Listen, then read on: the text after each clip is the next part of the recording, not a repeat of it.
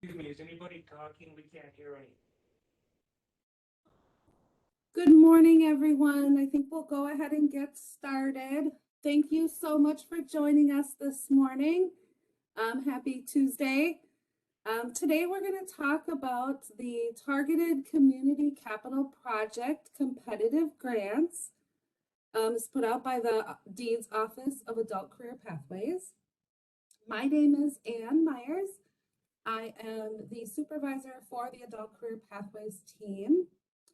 Also assisting me with this project is our Deputy Commissioner, Hamsi Warfa, our Deputy Director of Employment and Training Programs, Mark Majors, our Director of Adult Programs, Nancy Omandi, and our Adult Career Pathways Coordinator, Jenny Lee Drilling.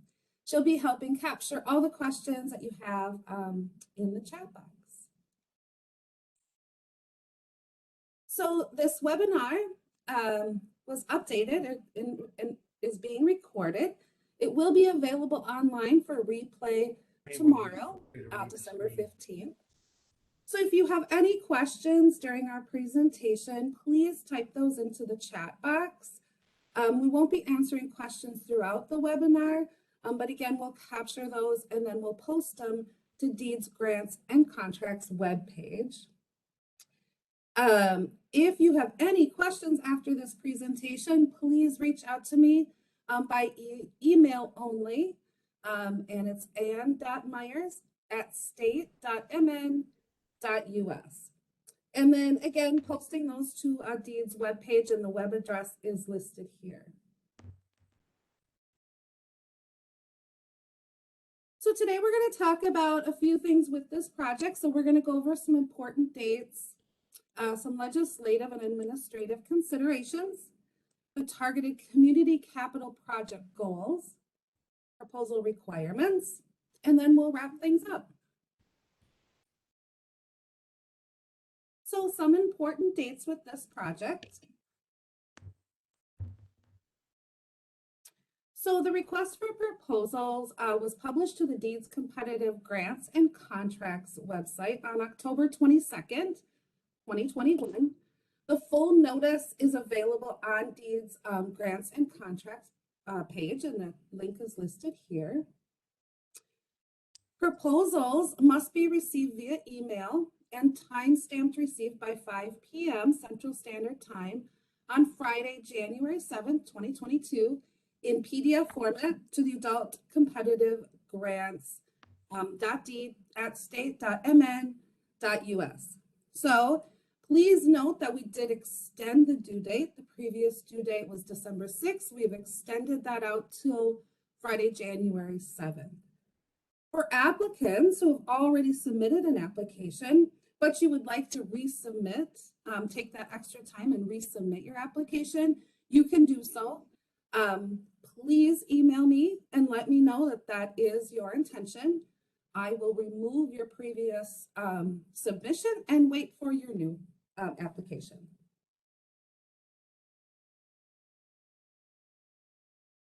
So again, the application due date is Friday, January 7th, 2022. We anticipate notification to applicants on or around March 18th, 2022, with an anticipated contract start date around May 1st. These funds must be encumbered within 4 years of the award. So projects must be completed in a timely manner, and funds are available for a duration in accordance to Minnesota Statute 16A.642. Project funds must be encumbered within 4 years of the award. If the project has not proceeded in a timely manner, DEED does have the authority to cancel the award.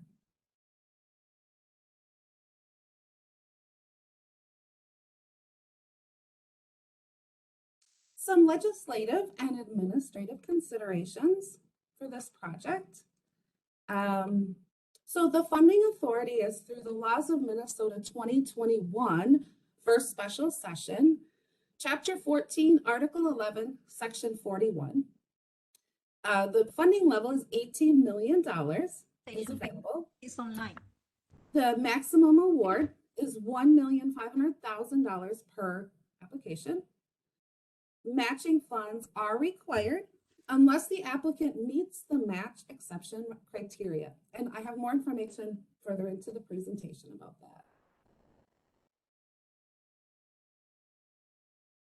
Some administrative considerations. So the commissioner shall give priority to applicants under Chapter 14, Article 11, Subdivision 2, that do not have a history of receiving capital grants from the state, demonstrate local support for the project, address needs for underserved community, an economically disadvantaged area, or people or groups who are economically disadvantaged, provide community benefits, or have previously received phased grant funds as described under Subdivision 4.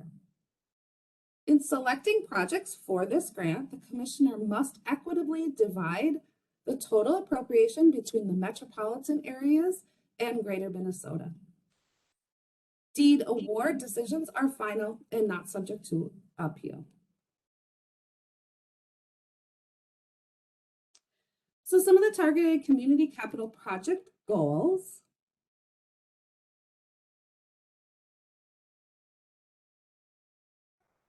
So the Department of Employment and Economic Development, through its Employment and Training Division, is seeking proposals from qualified responders for complex and costly capital projects that might not occur without public financial assistance.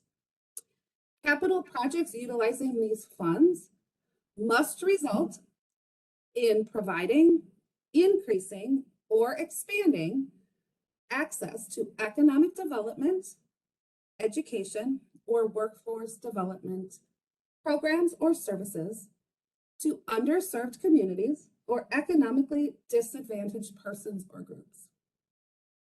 Eligible costs include pre-design, design, acquisition of land or buildings, construction, furnishing and equipping a new or renovated building, with the result of increasing access to services for the targeted communities.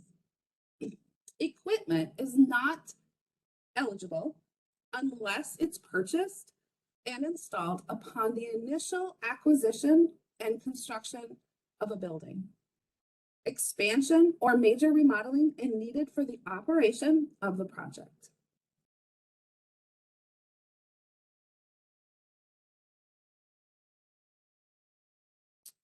The project objective. So eligible costs, again, include the total cost of the project and or the cost of individual phases of the project, including but not limited to pre-design, design, acquisition of land or buildings, construction, furnishing and equipping a new or renovated building, with the result of increasing access to services for the targeted community.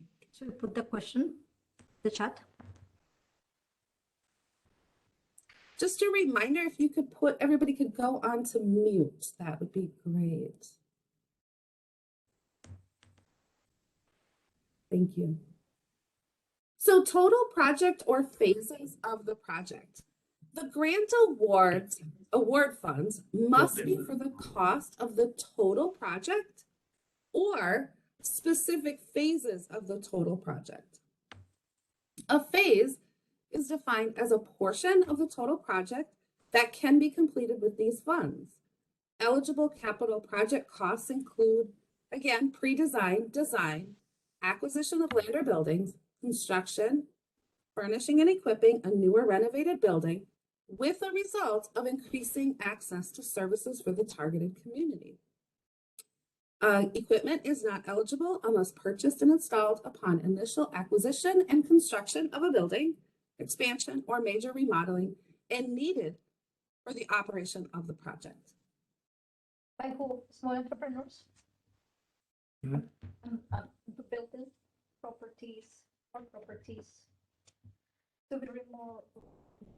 We need this with this. By private. By private. Try to. Private.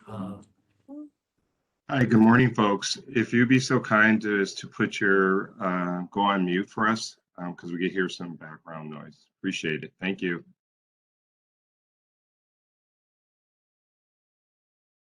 Thank you. So some examples of total project or phases of projects.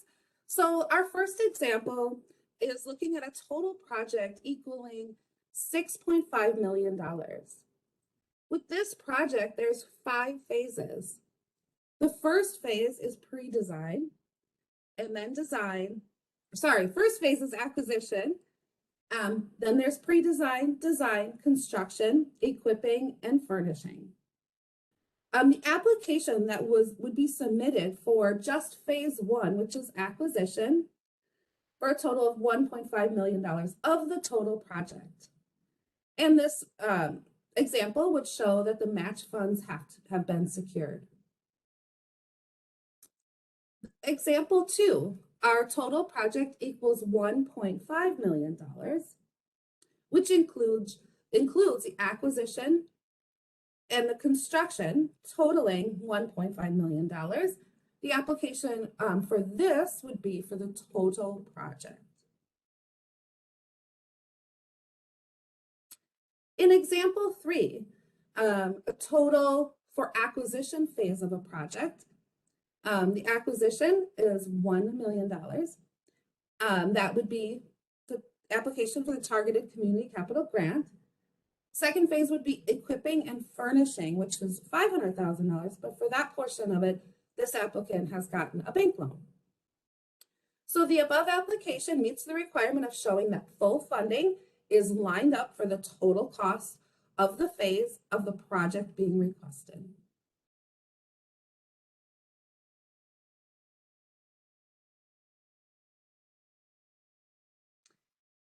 Eligible expenditures.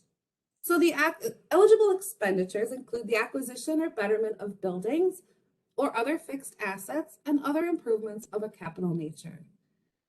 Equipment is not eligible unless purchased and installed upon initial acquisition and construction of a building, expansion or major remodeling and needed for the operation of the project. Awarded grantees will be required to file a declaration on the property stating that it is state funded, cannot be sold within 10 years without state's approval, and if sold, the funds from the sale up to the total grant amount would be returned to the state.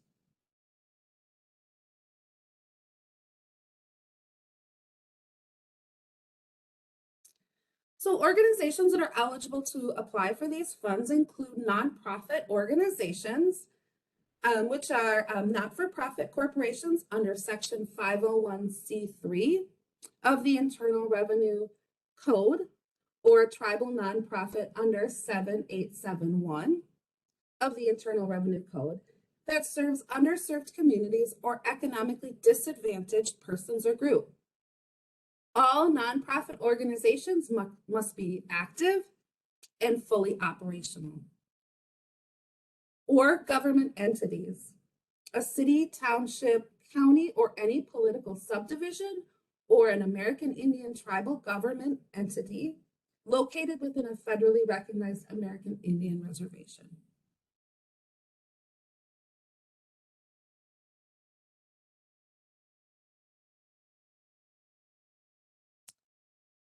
The targeted population. So all proposals must demonstrate a clear benefit to the public and specifically outline the underserved communities and or economically disadvantaged persons or groups the project will benefit and the outcome to be achieved through this grant.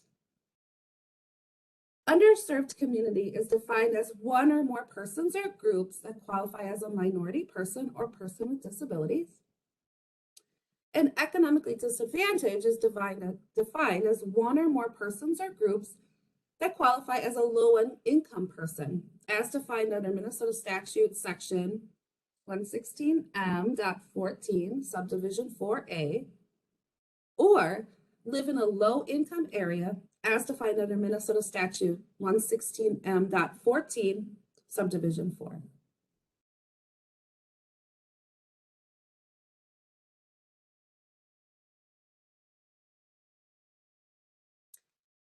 Eligible services. The targeted community capital project funds must be used to improve or acquire a building or structure that, upon completion, will provide additional services to the targeted community.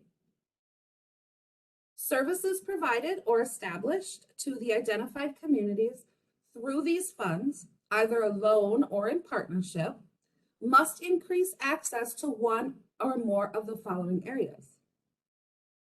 Economic development, including but not limited to programs to relieve economic disparities or foster entrepreneurship or small business development. Education, including but not limited to programs focused on STEM education or culturally specific curriculum. Workforce development, including but not limited to apprenticeships, internships, employment preparation, job placement assistance, and job skills training and counseling, and legal assistance to marginalized communities.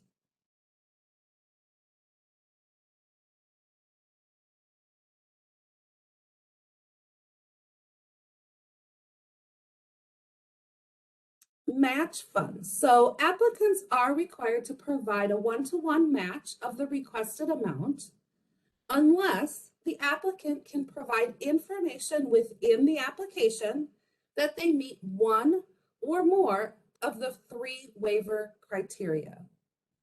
The 3 waiver criteria are that the project is located in an area of Minnesota with a very low net tax capacity. This information can be found on the deeds, grants, and contracts page. There is a link.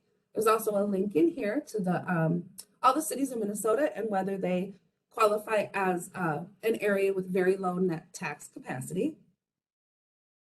The second waiver criteria is that the applicant is experiencing hardship, or the applicant serves underserved communities or economically disadvantaged persons or groups in Minnesota. An applicant does not need to meet all 3 criteria. Meeting and providing the information on one of the 3 criteria is sufficient to waiving that match requirement. And again, providing that information in the application is important.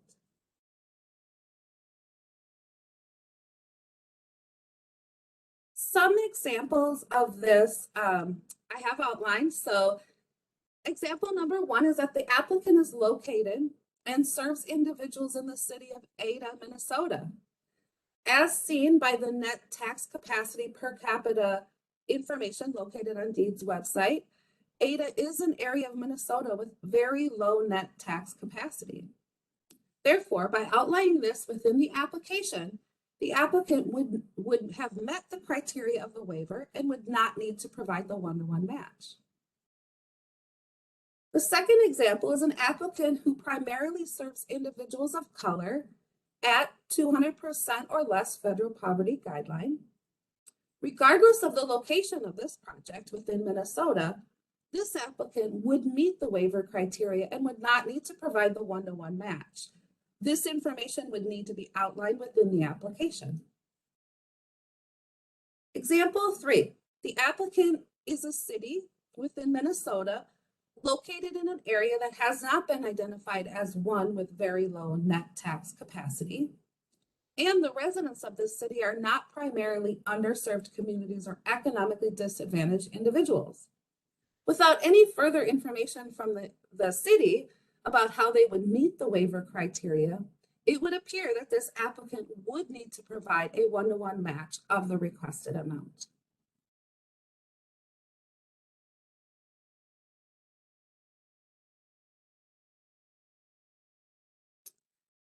So funding. The grantee must demonstrate that all financing is in place to complete the total project or phases of the project they're applying for. A grant award under this section must be no less than the amount required to complete one or more phases of the total project, less any non-state funds already committed for such activities.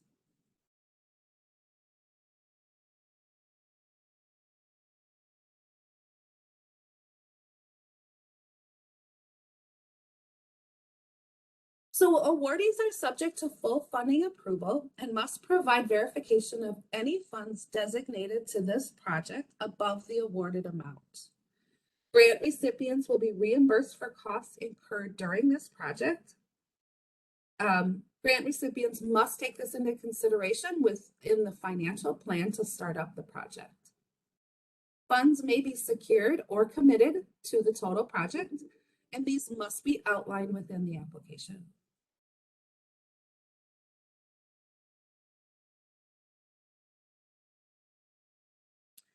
Collaborations and partnerships are not required, but we highly encourage them. You do need to outline those in the partnership and collaboration table and within the proposed project section of the narrative, and it's question 6. Applicants are required to include a letter of commitment from primary partners and all compensated partners, contracts or intent to contract.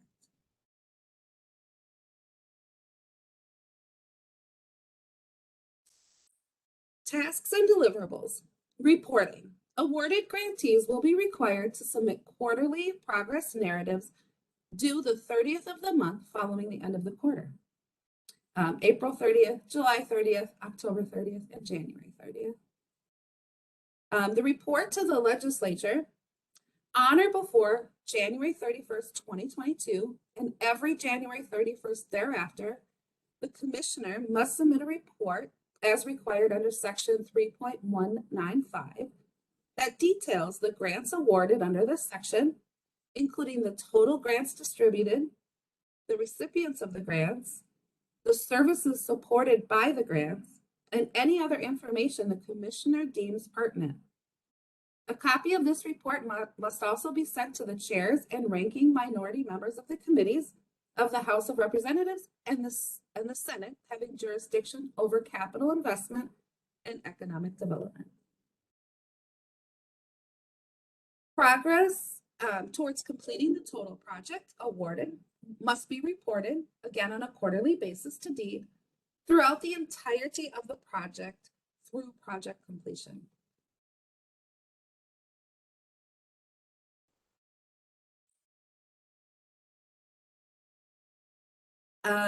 Awarded grantees must also submit monthly reimbursement payment request forms to the designated contact within DEED. A summary of receipts that ties out to budget line items must be included with each payment request that will be submitted. And they must also submit documentation each quarter indicating the project is in compliance with the bidding requirements as outlined. And that is listed within the RFP.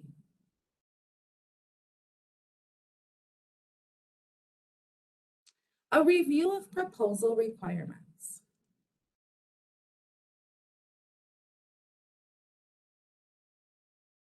So again, proposals must be received via email and time-stamped received by DEED by 5 p.m. Central Standard Time on Friday, January 7th, 2022. Proposals must be submitted to the adult competitive grants.deed@state.mn.us email. Required forms and letters do not count towards any page limits. Late proposals will not be considered. And DEED is not responsible for any issues related to technology.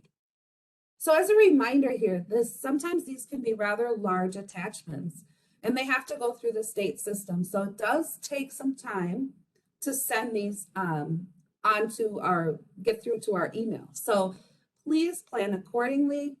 I always tell anyone who is wishing to apply, submit them at least an hour before it's due, because you want to make sure that yours is submitted on time.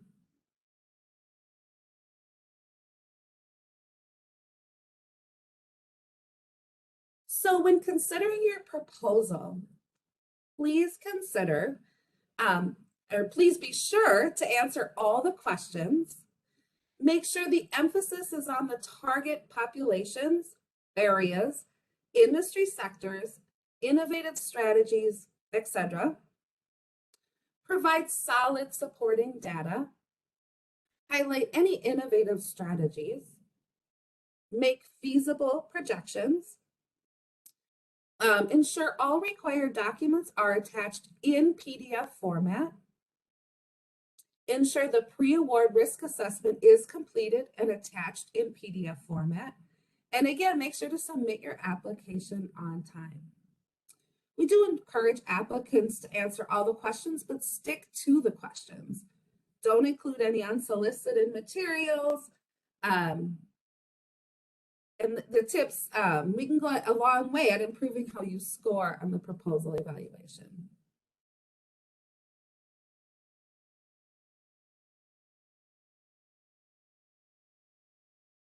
So all proposals will be evaluated and scored based on the following criteria. So the total points per application is 100 points. So we do look at the cover sheet. So you want to make sure that the cover sheet is completely filled out. That is worth 10 points. The narrative, which is worth 30 points, that is limited to 3 single-sided double-spaced pages. Include an organizational statement and outline the proposed project and answer all the questions. The budget information summary, which is worth 20 points. Just be sure to provide all detailed information and limit the budget narrative to 1 page. The source and use of funds for the project is worth 10 points. You just want to be sure to include all funds secured or committed to complete your project. And then the partnership and collaborations form is worth 30 points. So we strongly encourage partnerships and collaborations. Please be sure to include those partnerships within the table and attach any letters of support. Do not attach any marketing materials. Ensure that all your required forms are filled out completely. The Commissioner of Deed will review all committee recommendations and is responsible for the award decision. The award decisions of Deed are final and again, not subject to appeal.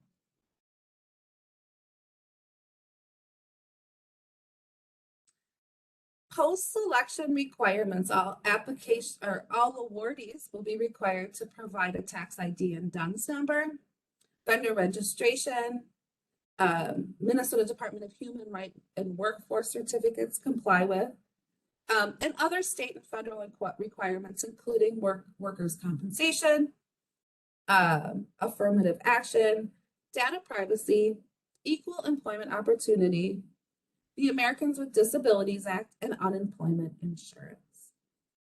Please ensure that you satisfy all of these post-selection requirements.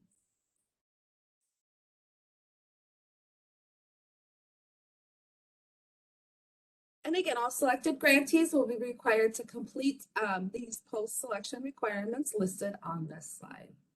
We do have a financial review, bidding requirements, accountability and reporting, grant monitoring, and audits.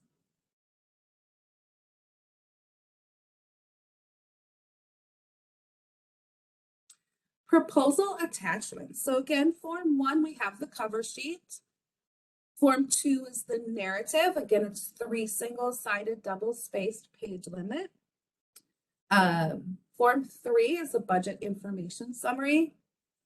Form 4, the source and use of funds for the project. Form 5 is the partnership and collaboration. Make sure to list all partner organizations that will contribute resources, staff, or time to the proposed services without compensation, and then those that are going to provide those services with compensation. The affidavit of non-collusion, and then the pre-award risk assessment.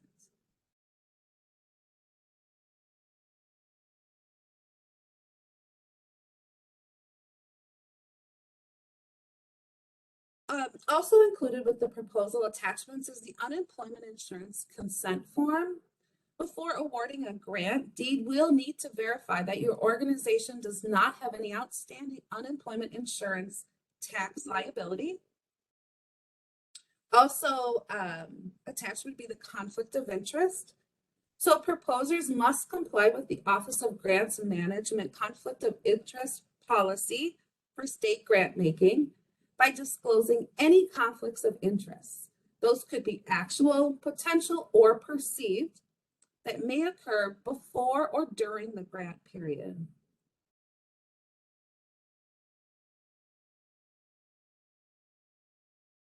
So we will begin to wrap up the session here.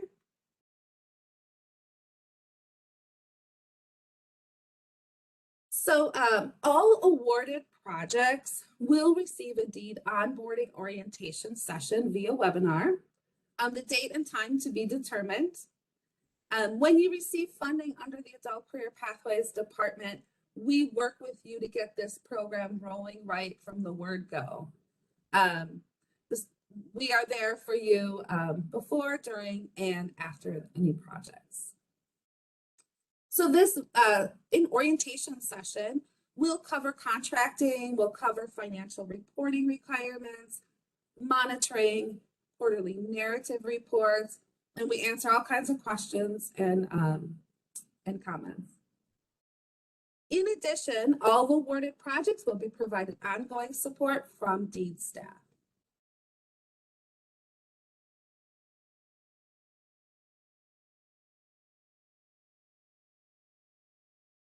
Technical assistance and questions. So any questions following the recent release of this request for proposal should be directed only via email to me, Ann Myers, again at ann.myers@state.mn.us.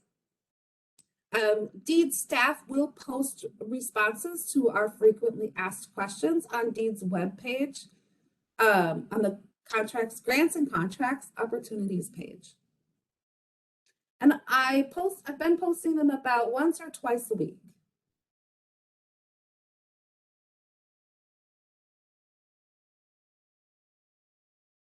I also encourage anyone who has any questions about this project to review the posted questions and answers. And then let me know if there's still questions that you might have or something that we didn't cover within that posted form.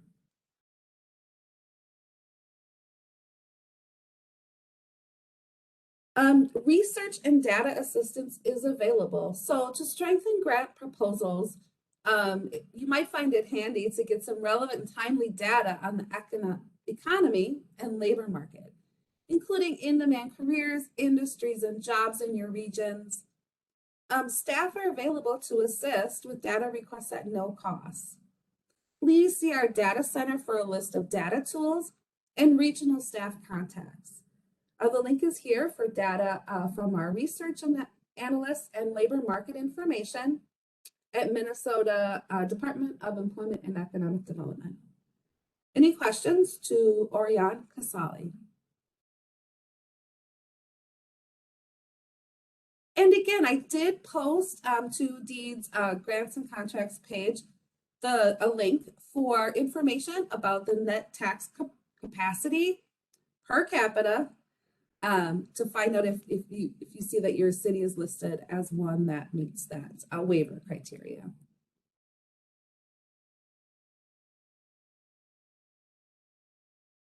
So I do thank you for your participation today. I will stay on until for about another 10 minutes. Jenny Lee and I will capture all of the questions. And we should have answers to all of them and post them by the end of the week. Again, feel free to reach out to me with any questions that you might have. I look forward to reading all the great applications and have a great day. Thank you. Thank you.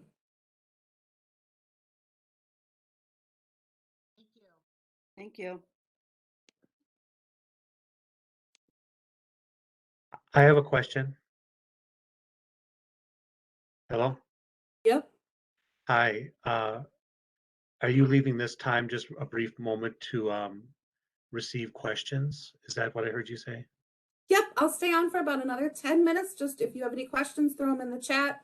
We'll Okay. continue to capture them for another 10 minutes. Throw them in the chat. Okay.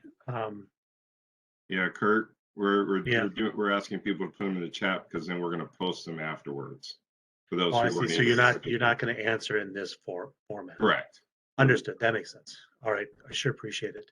Thanks. Thank you both of you guys for doing this second info session. I sure appreciate it. Thanks, Kirk. I have a question. This is Long Prairie Chamber. Where are you going to post them? I must have missed that. Where? Could you put that in the chat?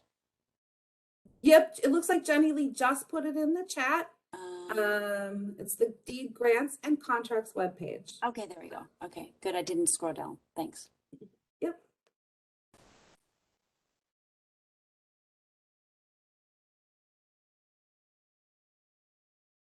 And I'm wondering if anyone had trouble with your email. I had a bounce back yesterday. I did hear somebody had put a period at the end of US, and so just make sure that there's not a period at the end of that.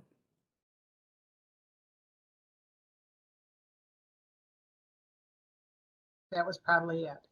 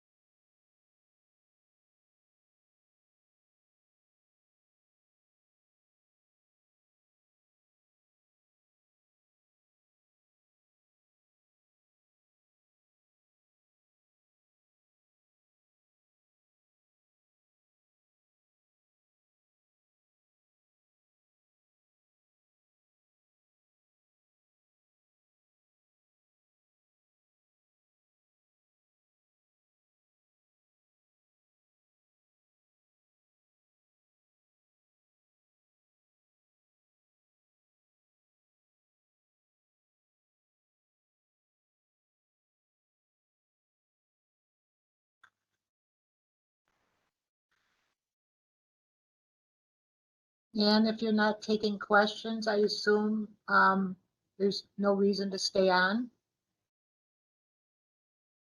You're right. Have a great day. Okay, thank you, Anne. Yep. Just one more question. I went to the link. Where will it says helpful resources. It says a couple other things too, but I don't see where it specifically says, it says meeting and notices. It says grant and contract opportunities, but I do not see where you would be answering all of our questions. Maybe I'm blind.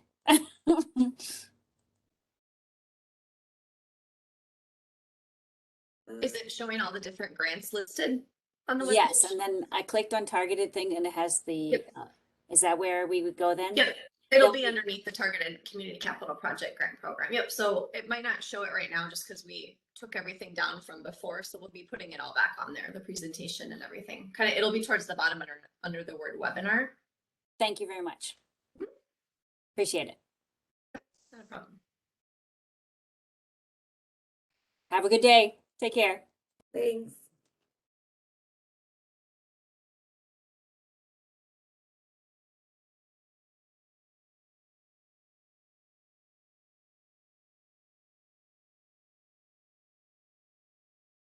Okay, my question is in there now. Yeah, Great, thanks. Thanks, Kurt. excellent. I had a little bit of difficulty getting in with sound. I was only able to get in on visually. My sound wouldn't come in.